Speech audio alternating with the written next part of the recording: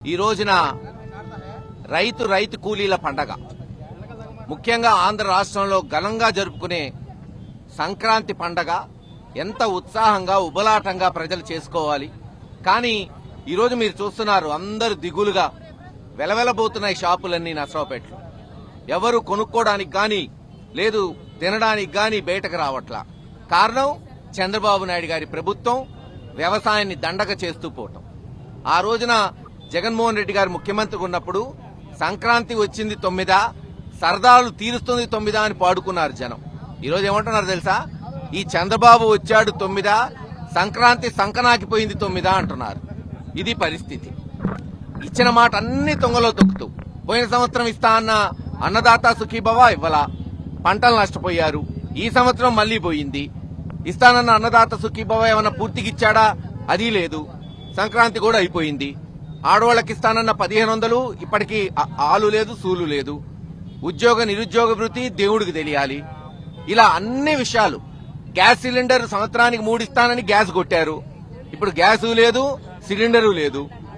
ఒక cylinder subsidy ఇస్తారు, 2కి ఇవ్వరు. ఇది ఈ రాష్ట్ర ప్రభుత్వం పరిస్థితి. కేవలం డబ్బంతా తీసుకెళ్లి అమరావతిలో పెట్టుకోవాలా? ఎందుకు? అక్కడ చంద్రబాబు నాయుడు గారికి 5,000 10,000 ఎకరాలున్నాయి. ఆ 10,000 ఎకరాల అమాంతంగా పెంచుకోవడానికి అందరి మీద అప్పు తీసుకెళ్లి అక్కడ పెడుతున్నాడు. జగన్మోహన్ రెడ్డి గారు ఒక చిన్న మాట అన్నా పడే పరిస్థితిలో లేరు. ఏమన్నాడు మొన్న? గుంటూరు లేదు విజయవాడకి కొంచెం దూరంగా ఉందాయా అన్నాడు. అక్కడెక్కడన్నా కడితే ఇంకా మెరుగన్నాడు. వాస్తవే కదా. నిజంగా నా పర్సనల్ ఒపీనియన్, గుంటూరు విజయవాడ మధ్యలో గడితే అసలు బ్రహ్మాండంగా హైదరాబాద్ నగరంలా తయారయ్యేది. కానీ వద్దు. ఆయన 5,000 10,000 ఎకరాలు ఎక్కడుంటుందో చంద్రబాబు నాయుడు గారు అక్కడే కట్టాలి. ఆయన ఇప్పుడున్న 2 కోట్లు 20 కోట్లు చేసుకోవాలా? మా ప్రపంచం మీద జనం మీద పెట్టుకున్న 1,00,000 కోట్లు ఆయన కొరకే ఖర్చు పెట్టాలా? ఇది ఈరోజు ప్రభుత్వం. ప్రశ్నిస్తే కేసులు. ఏంటి ఈరోజు పల్నాడులో రెడ్ బుక్ రాజ్యాంగం స్టాన్ఫోర్డ్ లో చదివాడంట లోకేష్ బాబు గారు. మరి ఇంగ్లీష్ వచ్చింది కదా. అంబేద్కర్ గారి రాజ్యాంగం చదవచ్చగా ఒకసారి. ఏం రాశాడు, ఎందుకు రాశాడు? విభిన్న కులాలు, జాతులు, మతాలు ఈ సువిశాలమైన భారతదేశంలో హాయిగా బ్రతకాలని చట్టాలు చేస్తే రెడ్ బుక్ పట్టుకొని తిరుగుతున్నాడు పని బాటలాక. ఆ రెడ్ బుక్ వల్లే ఈరోజు గ్రామాల్లో హత్యలు. పిన్నెల్లి గ్రామంలో 18 నెలల నుంచి అసెంబ్లీ కౌంటింగ్ అయిన రోజు నుంచి 200 కుటుంబాల్ని ఊరి నుంచి తరిమేసి మైనారిటీలు, ఎస్సీలు, బీసీలు, నాయకులే కాదు, కార్యకర్తలే కాదు, బిడ్డలు, చిన్నపిల్లలు, ఆడవాళ్లు అందరినీ తరిమేశారు ఊరి నుంచి. అసలు ఎక్కడన్నా చూసామా? పెద్ద పెద్ద ఫ్రాక్షన్, బాంబు దాడులు, నక్సలిజంలో కూడా ఎప్పుడు ఆడవాళ్ళ జోరికి, పిల్లల జోరికి పోలేదు. అంతకన్నా నీచమైన రెడ్ బుక్ రాజ్యాంగం. ఎవరైనా సరే పిల్లల్ని ఊరు బయట తోలిన దాఖలాలు మనం ఎక్కడన్నా చూసామా? పిన్నెల్లో చూడండి, ఎక్కడెక్కడికో పోయి పాపం కూలినాలు చేసుకుని చదువు ఆపేసుకుని బతుకుతున్నారు పిల్లలంతా. ఈరోజు ఒకడు పాపం భార్యకేదో బాలేకపోతే చూడ్డానికి సాల్మన్ గారు ఆ ఊర్లోకి వెళ్తే ఊర్లోకి వస్తావా అని కొట్టి చంపారు. చంపాడురావు బాబు, కోమాలో ఉన్నాడు, కేసు గట్టి అరెస్ట్ చేయని ఆ సిఐకి, ఆ ఎస్ఐకి చెప్తే యూజ్లెస్ ఫెలోస్ ఈయన మీద కేసు పెడతారు. కోమాలో ఉన్న వ్యక్తి మీద 324 కట్టారు. కొట్టినోడి మీద కేసు లేదు. మళ్లీ సీరియస్ అయిందని తెలిసి వాళ్ల మీద మళ్లీ 324 కట్టాడు. చివరికి మనిషి చనిపోతే ఇప్పుడు 302గా మారుస్తారట. ముందు అసలు ఆ సిఐఎస్ఐని సస్పెండ్ చేయాలి ఈ ప్రభుత్వం.